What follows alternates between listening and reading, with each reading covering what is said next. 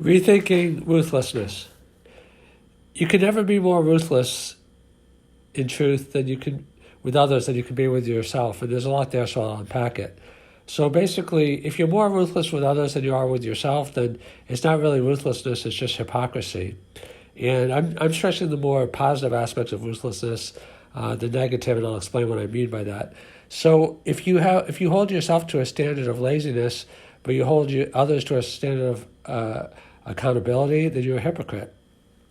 Because you don't live what you preach. Like it's kind of like if a parent says to their kids, "Don't smoke because it's bad for you," but they smoke. I mean, I know smoking is difficult to quit, obviously, and even if you do smoke, there's nothing wrong with saying to your kids, "Don't smoke," because smoking is bad. So that might not be the best example, but basically there has to be a consonance between what you do and what you say in general. So in terms of ruthlessness,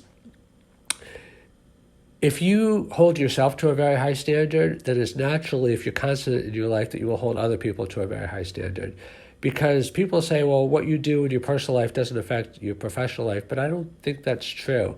I think that your integrity, your values, your personhood, is pretty consistent across the board. You can't be a jerk, in your personal life and a saint in your professional life or vice versa. I think that you are one person, and the person that you are, the values that you are, how you treat people, how you see people, it's going to be pretty similar, no matter what context you're in. I mean, people do behave a little bit differently based upon their roles, so I'm not saying it's 100% the same. But in regard to ruthlessness, focus on being ruthless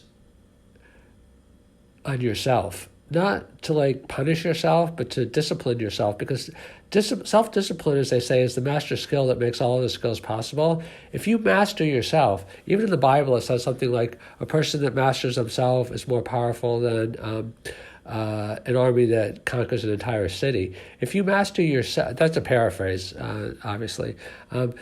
If you master yourself, then you'll master life, because the outer is a reflection of the inner. That's why it says, as within, so without. So don't focus on what this person did, what that person did, what this person did.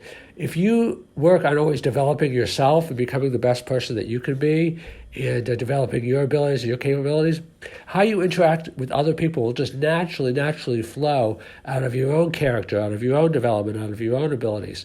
Be ruthless with yourself, and then the way you treat other people will just be a reflection of your own standards, your own high achievements. It won't even be ruthlessness at that point.